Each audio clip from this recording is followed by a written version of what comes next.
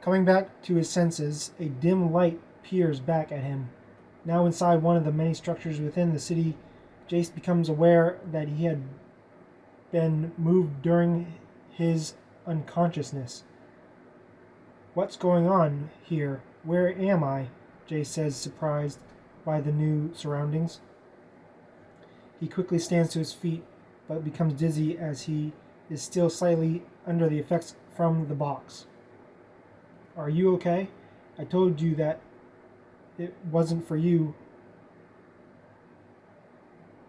repeats the voice of Gats, holding a calm and collected tone while still hiding some kind of hidden force behind his breath. Once Jace's vision fully returns, he finds Gats standing nearby, who is accompanied by all of the others. Gats is helping Zen with first aid as he did not recover as quickly as Sid did. There was a big knot on his head from the collision with the statue. Hey, you're awake, Sid says with a cheerful manner. I hope you slept well. I know I did, Zen adds in greeting him with strong arms and a friendly smile. Root had even come to watch over Jace until he woke, and Jace gives Root a scratch behind the ear as he sits back down to wait for the dizzy spell to fade.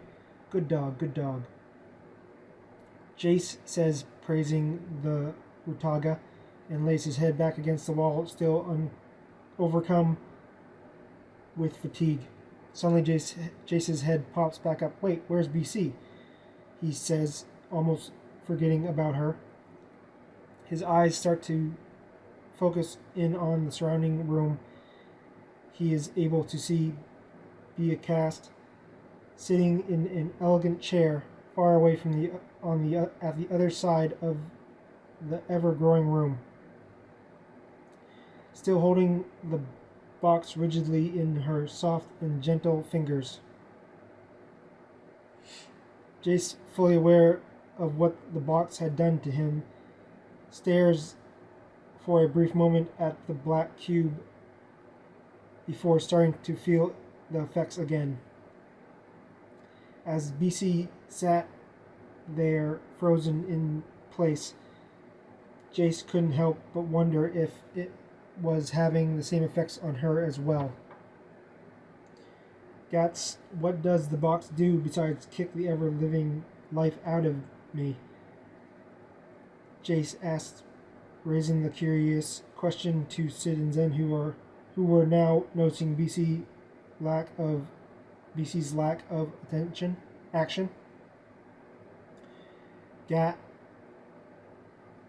takes a second before replying. That box is designed to have you experience your utmost terrifying fears and the worst horrific memories of your life. Jace does not take another second to listen to Gats's explanation and races over to BC, who is still holding the cube with both hands, her eyes refusing to blink and her skin as pale as a ghost. Reaching out for BC, his knees become too weak and he collapses only a few feet from her. Ah, I can feel the box again, Jace wheezes under the strain of its properties. Unwilling to give up, he lifts himself to his hands and knees and crawls to her, his body still feeling numb and almost uncontrollable at times. As Jace attempts again to reach out for BC, a surge of the very core of Broski's influence lays over him like a thick blanket. Ah, no, I won't let you hurt anyone ever again, Jace shouts, continuing to inch his way to BC's side.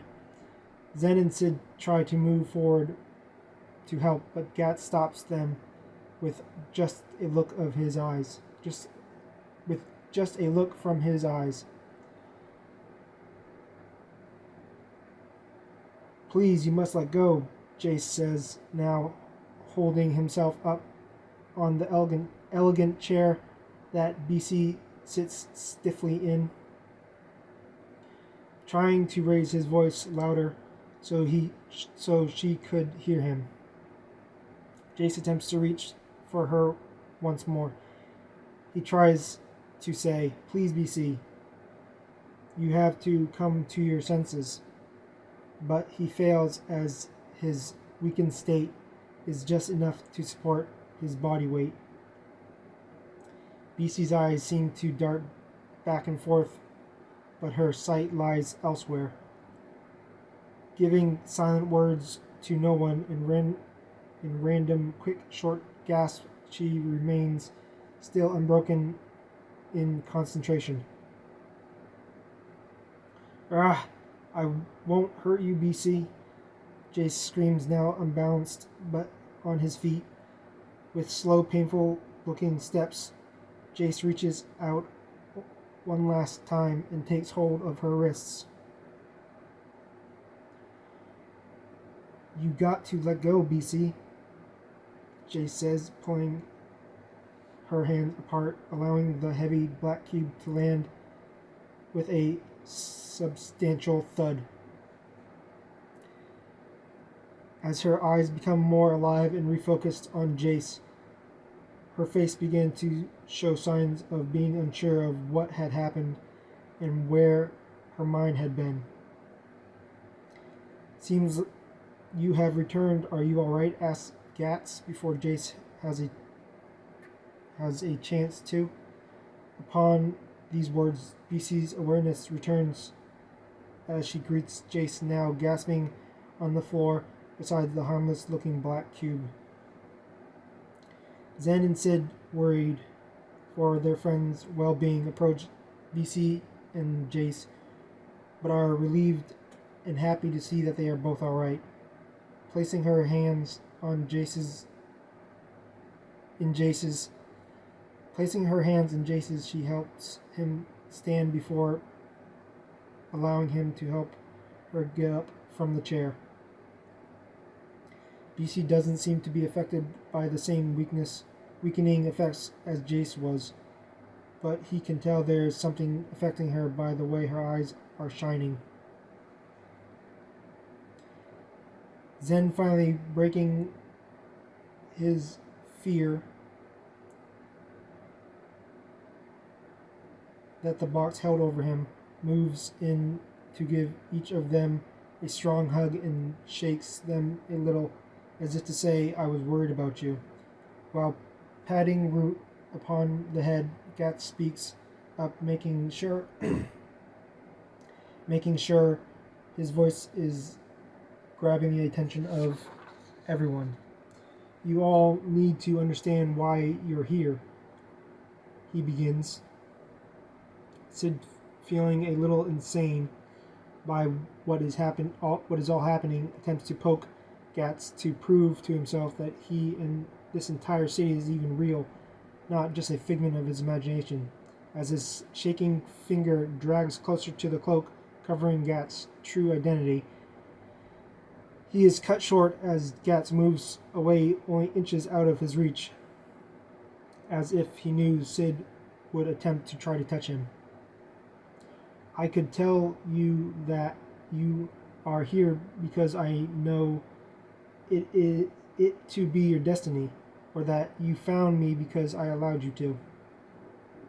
But in truth, it is because we both choose to see that without our presence in this world, or any world for that matter, it will never survive within its own limitations or discover its desire to reach past itself, to achieve something more." Gats continues as he removes himself from Sid's grasp repeatedly, while making his way to an area where the fountain can be seen from in the distance. Everyone can help Everyone can't help but feel the fountain pull them in as if they were now connected to it, and that its destruction would affect not only them, but the very city they stood in. You wouldn't think it, but the very nature of that fountain over there is where all thought and invention of creation lives. In our imagination is the building blocks to reality, Gatz says, raising his arm out from under the cloak.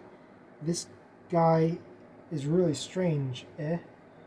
Says Sid, giving up on his attempts to unmask Gatz, whose way of walking is a bit abstract in itself.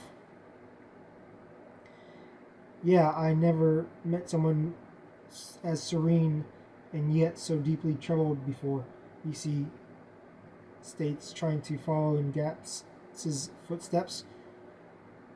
I have, but it was what seems like ages ago, Zen says, taking a glance over at Jace, who simply kept his thoughts and focus to himself.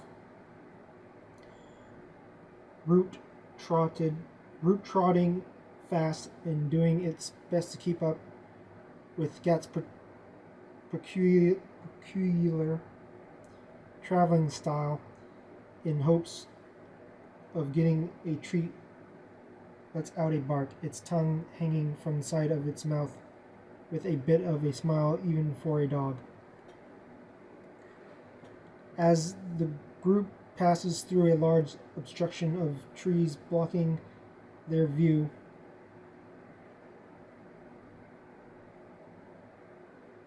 of the fountain, they come out in front of the gates, where the giants are still scratching their heads in thought of a bizarre board game between them. Now turning to the group, Gatz speaks up with hopes that they are all listening. Listen here, I have some important information to give you once more. It would seem that the communication sphere that I was using to spy on them got disrupted somehow. Gatz's eyes darted towards Jace, towards Jace for a brief moment before continuing his speech. I'm guessing that they have moved or destroyed it, knowing that you would be back to try to use it to your advantage. I'm told that the Devil's Playground should hold some important clues as well to how you might come in contact with some of the followers. But stay on guard. None of them are to be taken lightly. If you are to come across more than one at a time, your best means of action is to escape immediately. But Gatz, you are not coming with us? Jace says, trying to make sense of why Gatz wouldn't get involved. As his eyes close behind his mask, Jace can tell that a great battle is raging behind it. I will always be with you all, but you must trust me when I say that this is as far as I can go. Gatz says, his words now holding more of a sound of stress in them. Good luck, Jace. It is time now. You must depart from here. Gatz's voice now sounding as it once did before. As the giants grab hold of the shield-made doors, they can see their desert sun peering back at them through the open cracks of the doors. Jace and his team proceed to pass through, returning to their own world and exiting the unknown city of which Gatz resides in. See you around, says one of the giants. Bye, the other finishes, and Root gives a loud woof,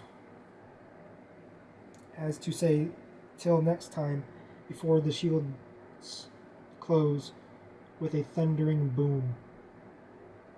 The group watched as the massive doors begins to fade into nothing, and they stand in front of the same force where Sid had started a fire and Jace had met Gats. As Sid and Zen look skyward in amazement, Jace and BC's hands intertwine into each other's, wanting everything that had just happened to feel more like reality instead of a lucid dream. As Root delivers a friendly lick for each of their free hands, it makes its way over to Sid and Zen and proceeds to pull on their clothes until they break free from the mesmerizing thought of what had taken place in front of them.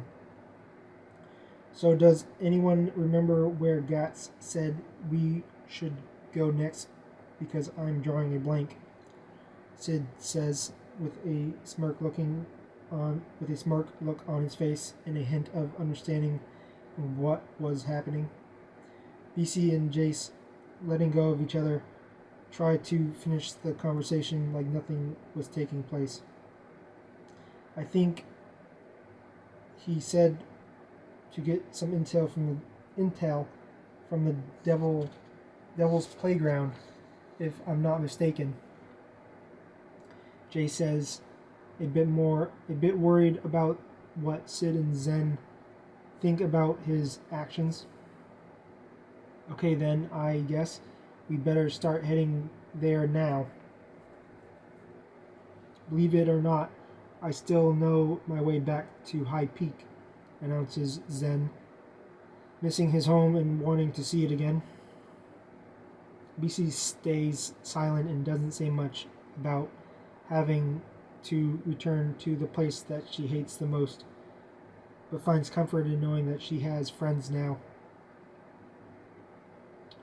that will protect her from the terrors that remain within them. Zen points in the correct direction. That is his home. It's this way, I believe. With that, Jace grabs some sand and squeezes it squeezes it so hard that it turns into a solid rock. Go get it, Root, Jace shouts, whipping the rock as hard as he can, and without a second thought, Root changes from a wolf into an electrical field, able to carry the members of the team that would not be able to keep up. With this electric platform made easily by Root's new transformation, the group sitting comfortably unhurt by the electrical current surrounding them.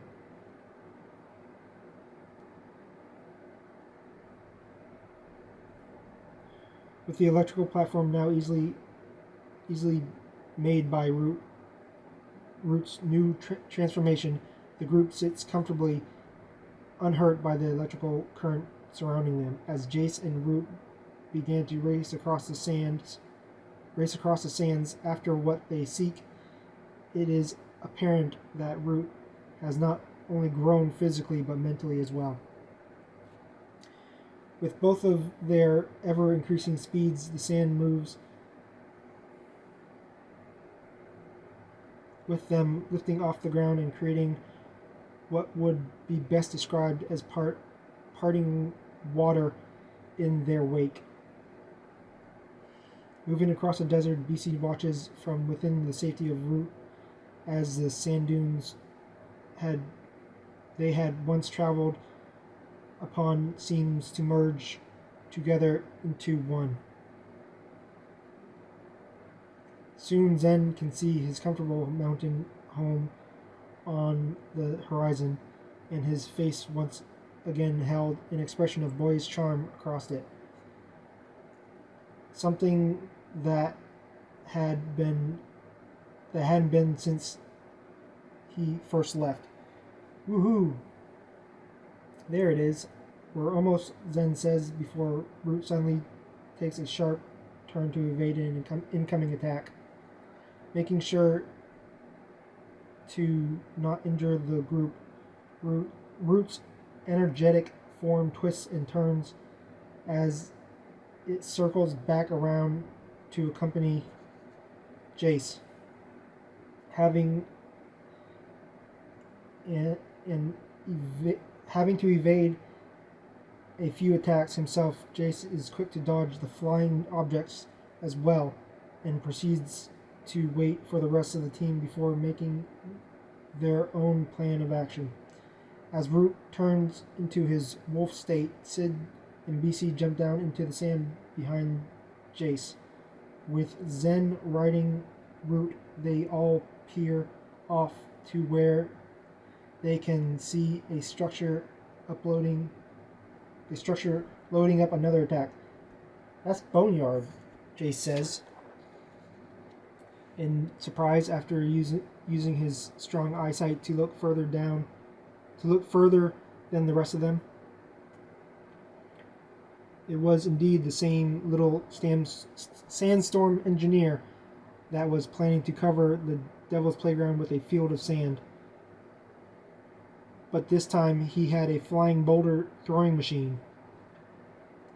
The weight of the machine was so heavy, having to carry so many rocks, that it barely was able to pick itself off the ground.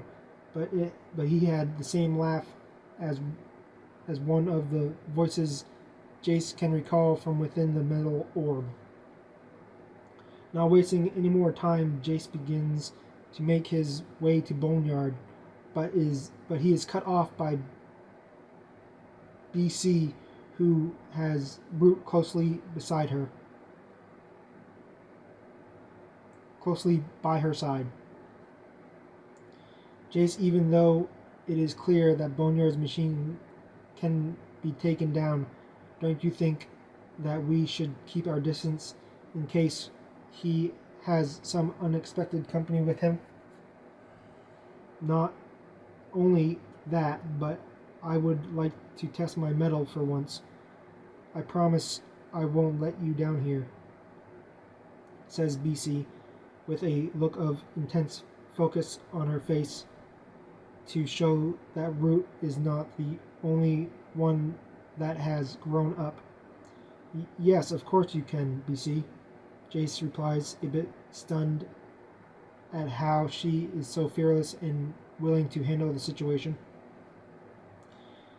Come on, Root, let's show this bucket of bolts what we're made of, BC informs her faithful companion. Grabbing hold of Root's fur, BC instructs it once more. Let's go. Root begins to form itself again, but this time forms around BC like an armor made of raw electric power. With BC's eyes set on her target, she moves with incredible finesse and speed across the blazing hot sand, but still refuses to get close to Boneyard's contraption. Attack! BC whispers to herself as she reaches out to the monstrous flying contraption in front of her. Large bolts of electricity explode from the armor and make their way easily to the desired target. The sounds of Boneyard's screams can be heard as BC sends out another bolt in his direction. Hey you fucking bitch, what's the big idea? BC doesn't waste any time and dashes deep through the sand, turning it into a trail of glass behind her, before shooting skywards for a better view of the surrounding area. It doesn't seem like he's got backup, Root, BC mutters within the powerful armor shell. I better follow Jace's lead and finish him before he tries something new, she says, her eyes still fixed on Boneyard, who is furiously pulling levers and twisting knobs. Before returning to the ground, BC releases a final attack upon the contraption's engine room, hidden behind its outer casing, causing it to break apart before exploding. Boneyard, being keen to his engineering integrity, presses his self-eject button before the explosion has a chance to engulf him. But Jace is already a step ahead and grabs him before he can escape. "Oh, it's you, Jace. Haha. How are you doing these days?" Boneyard says with a hopeful grin.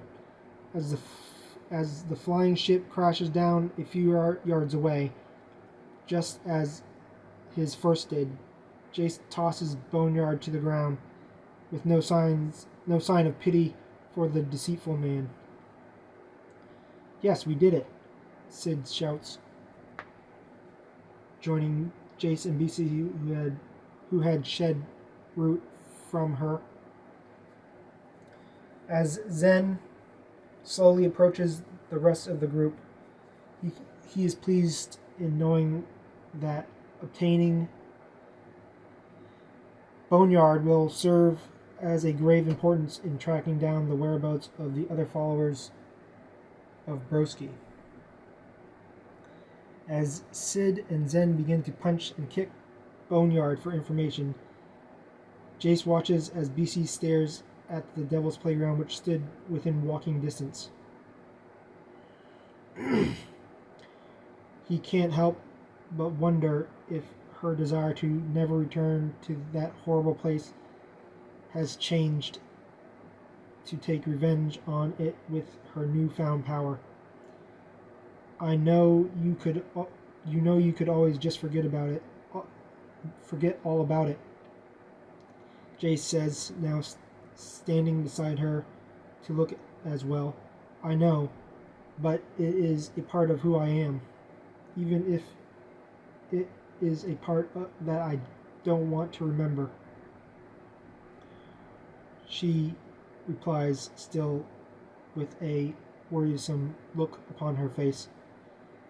Jace begins to try to explain his feelings on the matter, but before the words are able to come out, Zen and Sid yell for them. "Hey, there's a secret passage under the Devil's Playground which will take us to one of the followers," Zen shouts as Sid delivers another brutal kick to Boneyard, who is now lying on the ground in the fetal position. "We'd better check it out, then. Grab him and let's head over there right now," Jace says, with a big, sad puppy dog face. And crying for mercy, Boneyard is dragged by Root. As the group walk around closer to the walls of the Devil's Playground, Jace, pretending to look out for enemies, takes a glance over at BC, who sees a determined look on her face, and eyes that seem to want to swell with tears. As her footsteps begin to slow, Jace knows that this will be hard for her.